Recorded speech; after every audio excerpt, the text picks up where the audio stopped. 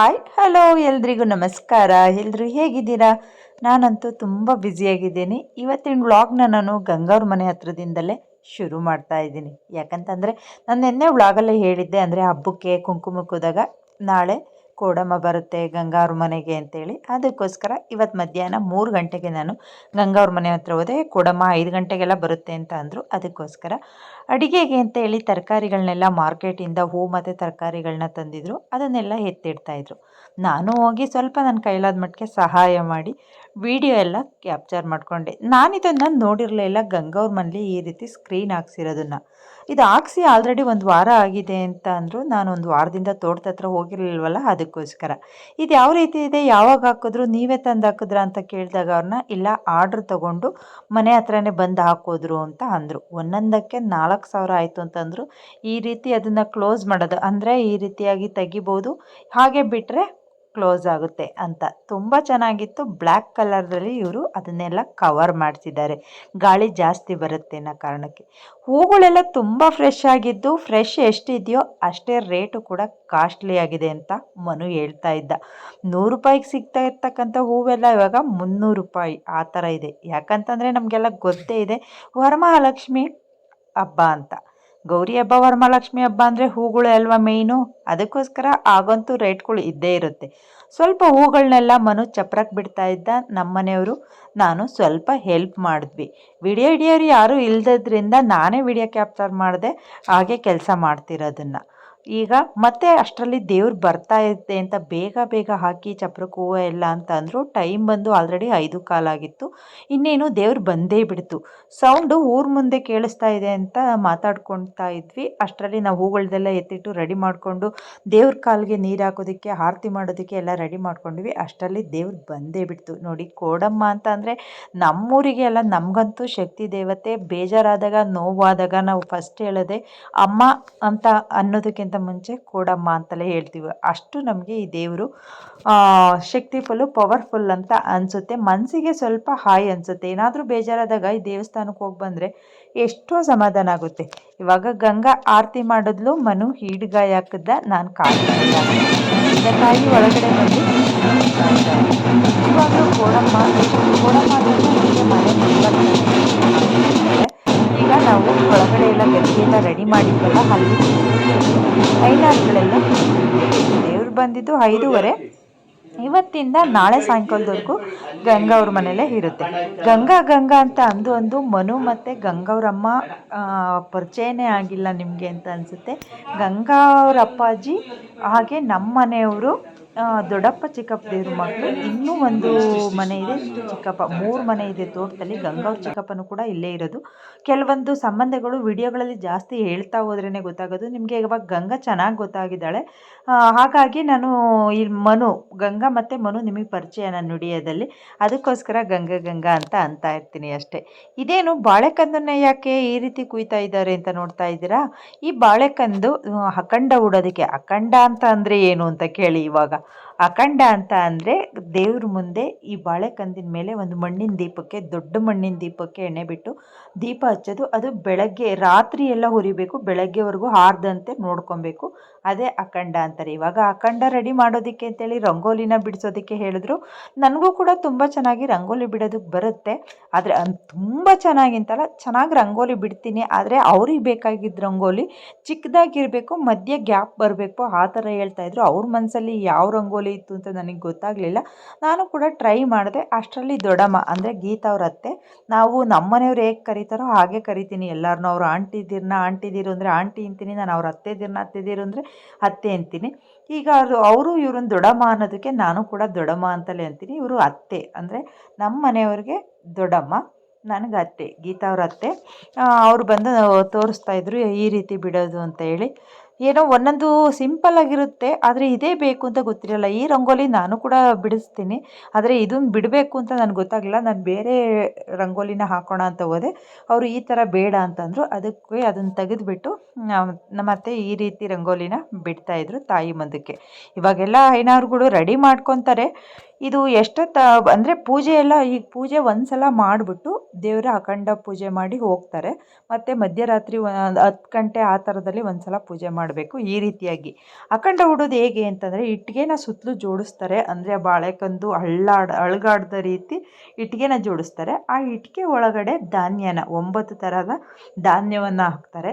ಅದು ಬಿಗಿಯಾಗಿ ಹಿಡಿದಿರುತ್ತೆ.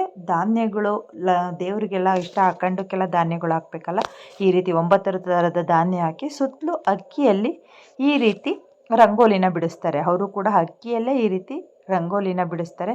ಅಷ್ಟರಲ್ಲಿ ಹಣ್ಣು ಕಾಯಿ ಎಲ್ಲ ರೆಡಿ ಮಾಡಿ ಅಂತ ಅಂದರು. ಎಲ್ಲದನ್ನು ಕೂಡ ಒಂದೊಂದನ್ನೇ ನಾವು ತೊಗೊಂಬಂದು ಕೊಟ್ವಿ. ಅವರು ಜೋಡಿಸ್ತಾಯಿದ್ರು.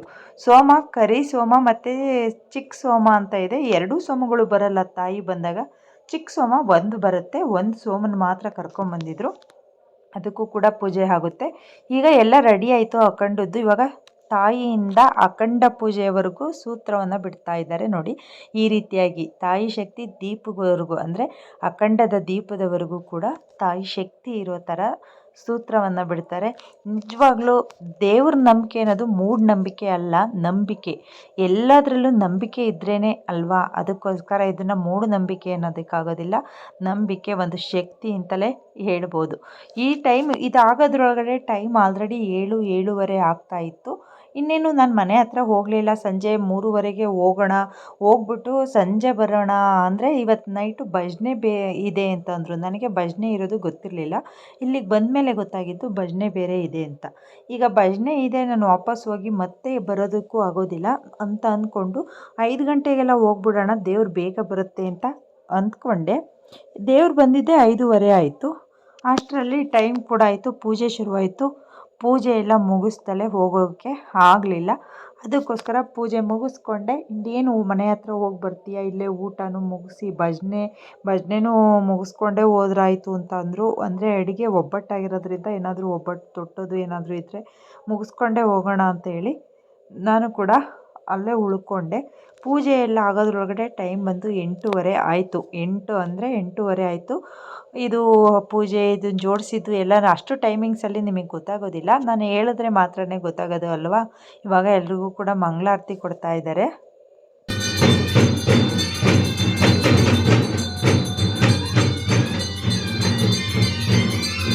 ಈಗ ಕೊಡಮನ್ ಪೂಜೆ ಎಲ್ಲ ಆಯಿತು.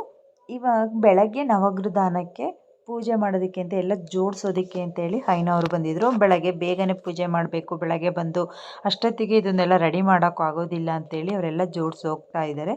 ಅವರೆಲ್ಲ ಜೋಡಿಸಿದ ಮೇಲೆ ಸ್ವಲ್ಪ ಅಲ್ಲೇ ಎಲ್ಲ ಕ್ಲೀನ್ ಮಾಡಬೇಕಿತ್ತು. ಬಾಳೆ ಎಲೆ ಎಲ್ಲ ಎತ್ತಿಡೋಣ ಅಂತೇಳಿ ನಾನು ಮತ್ತು ಗೀತಾ ಎಲ್ಲ ತೆಗೆದು ಆಚೆ ಕ್ಲೀನ್ ಮಾಡ್ತಾ ಇದ್ದೀವಿ. ಈ ರೀತಿ ಫಂಕ್ಷನ್ಗಳು ಅಂತ ಅಂದರೆ ಅಣ್ಣ ತಮ್ಮದಿರ ಮನೆಯವರೆಲ್ಲ ಒಂದು ಕಡೆ ಸೇರಿದ್ರೇ ಒಂಥರ ಚೆಂದ ಅಂತ ಅನಿಸುತ್ತೆ. ಯಾಕಂತಂದರೆ ಇತ್ತೀಚಿನ ದಿನಗಳಲ್ಲಿ ಯಾವ ಸಂಬಂಧನೂ ಕೂಡ ಅಷ್ಟು ಇರೋದಿಲ್ಲ. ನಮ್ಮ ಮಕ್ಕಳಿಗಂತೂ ಇಲ್ಲವೇ ಇಲ್ಲ ಬಿಡಿ. ಅಣ್ಣ ತಂಗಿ ಅಕ್ಕ ತಮ್ಮ ಈ ರೀತಿ ಯಾವ ಸಂಬಂಧಗಳು ಇಲ್ಲ. ನಮಗಂತೂ ನಾವೇ ಅದೃಷ್ಟವಂತರು ಅಂತ ಅನ್ಬೋದು. ಆ ಕಾಲದಲ್ಲೇ ತುಂಬ ಕಷ್ಟ ಆದರೂ ಕೂಡ ನಮಗೆಲ್ಲ ಸಂಬಂಧಗಳು ಕೂಡ ಇದೆ. ಅದು ಸಂಬಂಧಗಳು ಇದ್ದಾಗಲೇ ಅದ್ರ ಬೆಲೆ ಗೊತ್ತಾಗೋದು. ಇಲ್ಲದಿದ್ದಾಗ ನಮಗಂತೂ ಇರೋದು ತುಂಬ ಖುಷಿಯಾಗುತ್ತೆ. ಇವಾಗ ಅಷ್ಟರಲ್ಲಿ ಬೇಳೆ ಎಲ್ಲ ಬೇಯ್ತು ಅಂತೇಳಿ ಬೇಳೆ ರುಬ್ಕೊಡಿ ಅಂತೇಳಿ ಅಡುಗೆ ಮಾಡೋದಕ್ಕೆ ಅಡುಗೆ ಭಟ್ರು ಬಂದಿದ್ದರು. ಅವರು ಬೇಳೆ ರುಬ್ಬೋದಕ್ಕೆ ಅಂತೇಳಿ ಒಳಗಡೆ ಕೊಟ್ಟರು. ಗ್ರೈಂಡ್ರಿಗೆ ಹಾಕಿದ್ದಾಳೆ ಗೀತಾ. ನೋಡಿ, ಇಷ್ಟು ಬೇಳೆ ಎಲ್ಲ ಬೆಂದಿದೆ. ಇನ್ನೇನು ಒಬ್ಬಟ್ಟು ತೊಟ್ಟೋದಕ್ಕೂ ಕೂಡ ಶುರು ಮಾಡಬೇಕು. ಅಷ್ಟರಲ್ಲಿ ಊಟ ಮುಗಿಸ್ಕೊಂಬಿಡಿ ಅಂತ ಅಂದರು.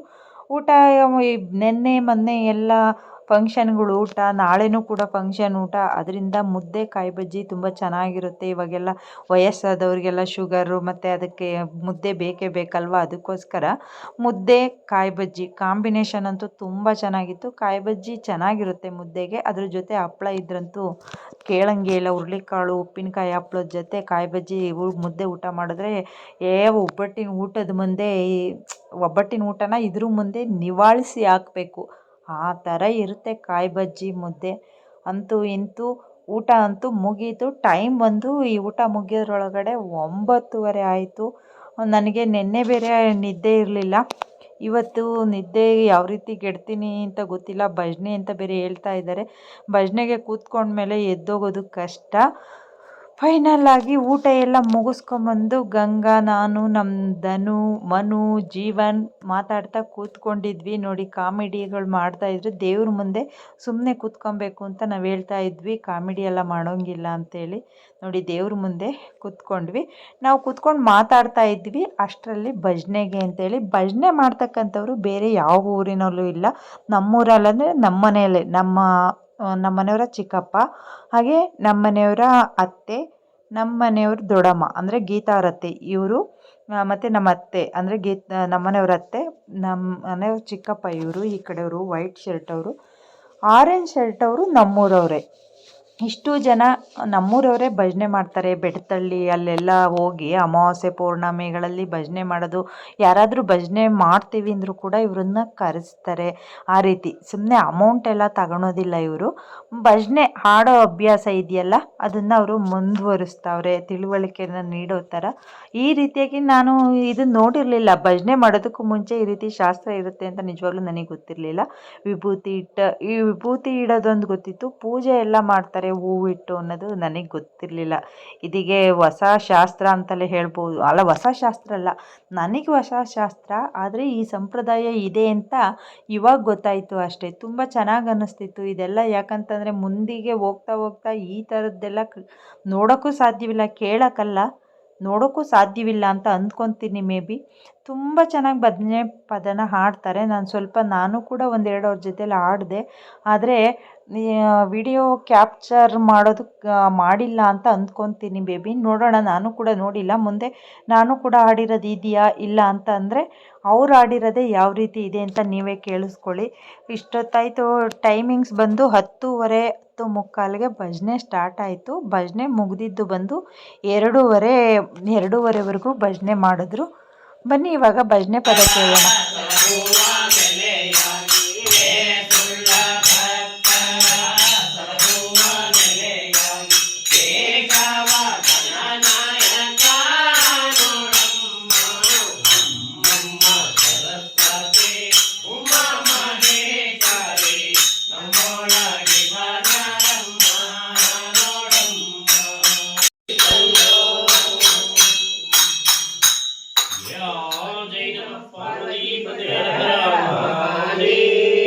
ಭೂಮಿಗೆ ಬಂದು ಹುಟ್ಟಿ ಜೀವನ ಮಾಡಿ ಹೋಗ್ತೀವಿ. ಎಷ್ಟು ತಾಯಿ, ತಂದೆ, ಮಗ, ಮೊಮ್ಮಗ ಅಂತ ನೀನು ಯಾಕೆ ಕುಡಿತಿ, ಅವ್ನು ಕುತ್ಕೊಂಡು ಹೊಂದ್ಕೊಂಡು ಜೀವನ ಮಾಡ್ತೀವಿ. ನೀವು ಯಾಕೆ ಎಲ್ಲರಿಗೂ ಕುಡಿಕಕ್ಕೆ ಹೋಗ್ಬೇಕು? ನಮ್ಮ ಜೀವನ ನಾವು ಮಾಡ್ಕೊಂಡು ಸುಮ್ಮನೆ ಹೋದ್ರೆ ಅವ್ರ ಜೀವನ ಅವ್ರು ಮಾಡ್ಕೊಂತಾರೆ. ಇನ್ನ ಕಾಕ ಬುದ್ಧಿ ಕಡೆ ಆಯಿಸಲಾರದೆ ಲೋಕದ ಗೊಡವಿ ನಿನಗ್ಯಾಕಬೇಕು, ಮೂಕನಾಗಬೇಕು, ಜಗದೊಡು ಜ್ವಾಕ್ಯಾಗಿರಬೇಕು. ಮಾತು ಕಲಿಯಬೇಕು, ಮಾತಿನ ಮರ್ಮ ತಿಳಿಬೇಕು. ಮಾತು ಕಲಿಯಬೇಕು, ಮಾತಿನ ಮರ್ಮ ತಿಳಿಬೇಕು. ಮಾತು ಬಲ್ಲ ಮಹಾ ಜ್ಞಾನಿಯ ಕೂಡ, ಮಾತು ಬಲ್ಲ ಮಹಾ ಜ್ಞಾನಿಯ ಕೂಡ ಕೋಟಿ ಹಂಗ. ಒಳಗಡೆ ಭಜನೆ ನಡೀತಾ ಇದ್ದರೆ ಈಚೆ ಒಬ್ಬಟ್ಟು ತೊಟ್ಟು ಭಜನೆ ನಡೀತಾ ಇದೆ. ನಾನು ಈಚೆ ಬರಲಿಲ್ಲ. ಅಲ್ಲಿ ಭಜನೆ ಕೇಳ್ತಾ ಭಜನೆ ಪದ ಹಾಡ್ತಾ ಅಲ್ಲೇ ಕೂತ್ಕೊಂಡೆ. ಗೀತಾ ಮತ್ತು ನಮ್ಮ ಮನೆಯವ್ರ ಅತ್ತೆ ಸೊಸೆ ಇಬ್ಬರು ಭಟ್ರಿಗೆ ಹೆಲ್ಪ್ ಮಾಡೋದಕ್ಕೆ ಅಂತೇಳಿ ಒಬ್ಬಟ್ಟುಗಳನ್ನೆಲ್ಲ ಉಂಡೆ ಮಾಡಿ ಹೂರ್ಣ ಹಾಕಿ ರೆಡಿ ಮಾಡಿಕೊಡ್ತಾಯಿದ್ರು. ಇದಂತೂ ಮಧ್ಯರಾತ್ರಿ ಭಜನೆ ಮುಗಿಯೋವರೆಗೂ ಆಯಿತು. ಒಬ್ಬಟ್ಟು ತಟ್ಟಿದ್ದು ಕೂಡ ಪಾಪ ಅವರು ಕೂಡ ಭಜನೆ ಹೇಳೋರ ಥರನೇ ನಿದ್ದೆಗೆಟ್ರು ಅಂತಲೇ ಹೇಳ್ಬೋದು. ಒಬ್ಬಟ್ಟಿನ ಕೆಲಸನೇ ಹೀಗಿರುತ್ತೆ. ಸದ್ಯಕ್ಕೆ ಇವತ್ತು ಬ್ಲಾಗ್ನ ಈಗ ಮುಗಿಸ್ತಾ ಇದ್ದೀನಿ. ನಾಳೆ ಕೂಡ ನವಗ್ರ ಪೂಜೆ, ದೇವರು ಹೊರಡುತ್ತೆ, ಅದನ್ನೆಲ್ಲ ನಾನು ಸದ್ಯದಲ್ಲೇ ನಿಮ್ಮ ಜೊತೆ ಶೇರ್ ಮಾಡ್ಕೊತೀನಿ. ದಯವಿಟ್ಟು ನನ್ನ ವಿಡಿಯೋಕ್ಕೆ ಸಪೋರ್ಟ್ ಮಾಡಿ. ನೀವು ಸಪೋರ್ಟ್ ಮಾಡೋವರೆಗೂ ನಾನು ವಿಡಿಯೋನ ನಿಲ್ಲಿಸೋದೇ ಇಲ್ಲ.